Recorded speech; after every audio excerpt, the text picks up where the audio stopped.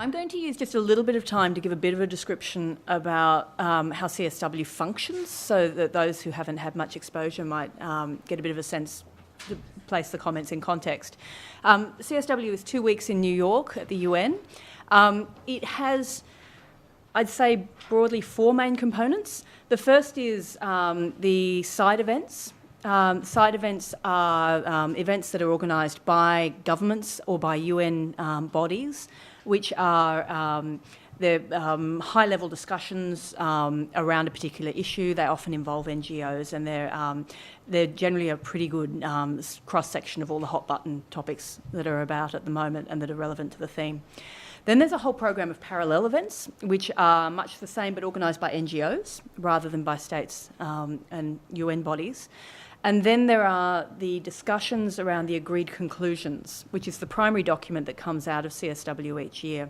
And those discussions occur between nations, with a whole lot of negotiations occurring around the edges of that, which is where the NGOs get involved. And then there are a series of resolutions, different resolutions are proposed by different nations and are debated and are voted on at CSW as well. So all those things are happening simultaneously. And so when you get reports back at an event like this, you'll hear a whole mix of things. So you've heard Julie talk about the negotiation work and the attending parallel events and attending side events going on all at the same time. With the Equality Rights Alliance's involvement, we had just one delegate, myself, going this year.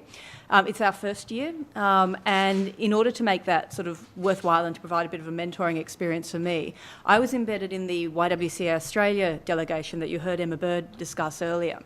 It was a fantastic delegation that contained some people who had some real experience in the area, and also a group of very dynamic and exciting young women who were really driving the enthusiasm of the delegation, which was fantastic. So the process for ERA before we went was for ERA to be involved in the Alliance's pre-departure work, which involved making submissions to government when the government called for NGO information about what should be in the government's position. We made a submission there, and that's something that NGOs in Australia can do regardless of whether you're going to CSW. If you've got a position on what the Australian government should be saying at the international level, that's a good point to start pointing that out. And then we assisted some young women to make nominations for the government delegation. And then we ended up with some fantastic NGO people on the government delegation, which we were very excited about. And then we started, simultaneously, I was working with YWCA Australia delegation on a series of fact sheets, on some postcards which were used in our discussions with people. And so we had a whole lot of stuff going on pre-departure. Then at CSW itself, I gave 3 parallel event presentations. Julie's spoken about 2 of those. The other one was an ERA-sponsored event, which was about the need for gendered data, particularly in target setting and target monitoring. And that was a fantastic presentation which featured Caroline Lambert and Elizabeth Broderick.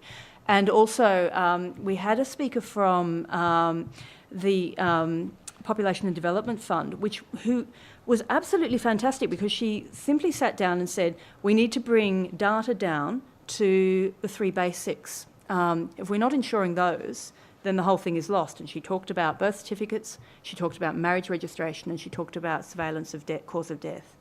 And she talked about how those 3 pieces of information are the fundamentals of all data needed to record the experience of women. And so it was a really powerful presentation that was a real surprise to me, because I've been expecting us to be talking at high level about how you craft definitions and make sure that the information you collect is gender specific. So that was wonderful. At the same time, the YWCA Australia delegation was part of the broader worldwide delegation. So we had a training day on the Friday before CSW, which included training in how to do the elevator pitch. So if you've got 3 minutes because you know the person's that far from the bathroom and that's where they're headed, you could walk alongside them and make your pitch. So that was a really useful experience. Really effective, I think. Yeah. There was a lot of lurking outside the ladies. It was not an entirely savoury but extremely effective strategy.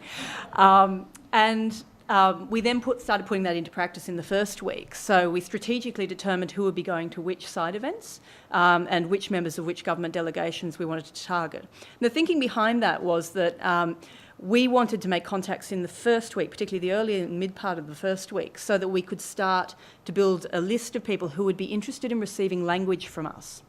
And so we'd explain, using our advocacy postcards, what our major concerns were. We'd talk about how it was that we thought that should play out in the language. And then we'd offer to provide that language by email if they needed it. And so once we had a list of yeses, we compiled an email list and we started to use that.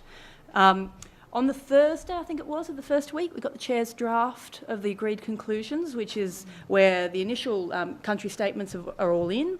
Everybody's had a chance to look at the zero draft and the subsequent drafts of the agreed conclusions, and the chair cobbles together a version which is more or less representative of what's happened so far. And at that point, we started doing the very late nights, where we'd sit up at night and work out what we thought the language should be. Particularly on the clauses that we had identified as being important. So I was allocated to work on data because that's become attached to my name somehow. And so we were looking at what the previously agreed language was, the sort of language that was more likely to get widespread acceptance because it had a history within the international context. And we put together fact sheets that we could use to send out to our email list. And we waved those in corridors and we stopped people at side events. And our aim was to get as much of our preferred agreed language or our preferred language into the agreed conclusions as we could. We were helped enormously in that by the Australian government delegation, who one of the interesting pieces of feedback we got from the worldwide delegation, which includes people from Japan, Canada, America, Palestine. There was a really broad group of people, Samoa. The feedback we kept getting was, your government is so good, they listen. And that the relationship between the government delegation and the NGO sector was so strong. So, for example, the Australian government held briefings, the delegation held briefings each day at 6. And we'd all send representatives to that briefing and we'd all talk about what we'd seen, what we'd heard, what was important, what was coming up. And that was an opportunity for us to share language with that delegation. It was an opportunity for us to identify who else might be interested in particular language. So it was a really good process. It also, that briefing process and the function held by the Australian government and the number of side events that brought us all together was an opportunity for the NGO sector to make contact with each other. In previous years, we've had a pre-departure briefing, and we didn't get that this year, partly due to timing issues, I think, because the election was a bad time for this. But I think we missed it, and I think it would be really good if we got that back in future years, because it is an opportunity for the NGOs to get together beforehand and work out who's a potential ally, who's somebody that we can work with, where's the issue where we all cross over. That sort of thing would be really useful. But as it transpired, the government briefings and the various functions also functioned as a place for that. Women and young women's leadership was another area that we were focusing on, and getting some strong language in on FGM and early and enforced marriage. And we had some really good language come out of the Australian delegation during the course of CSW, which was really good to see. It was really good in particular to hear some comments made about sexual orientation and gender identity, because that again is another very disputed space. We had some good work done on disability, and particularly on the need to ensure that you don't just stick the word disability in, that what you do is you look at goals and you look at outcomes that actually reflect the experience of women with disabilities. So it was a really intense experience. We did spend a lot of time sitting in the corridor outside the negotiation room at 2 a.m. in the morning in the hope that targets would come out. They're people, not targets. Not targets, they're people. Would come out and we could talk to them about language. And that was a really interesting process for me, because I hadn't approached language negotiation in quite such a dynamic and, above all, physical way. You stride down the corridor next to someone handing over your postcards. So yeah, it was a really interesting process.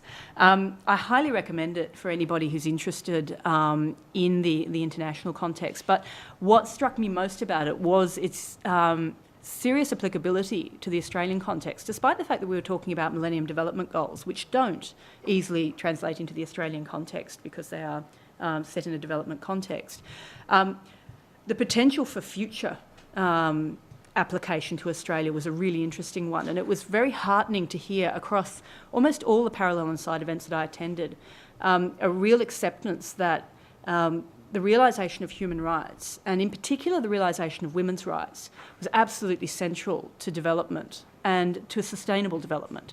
The development was not sustainable unless you're taking that initial step. So that was the main thing I took away from it.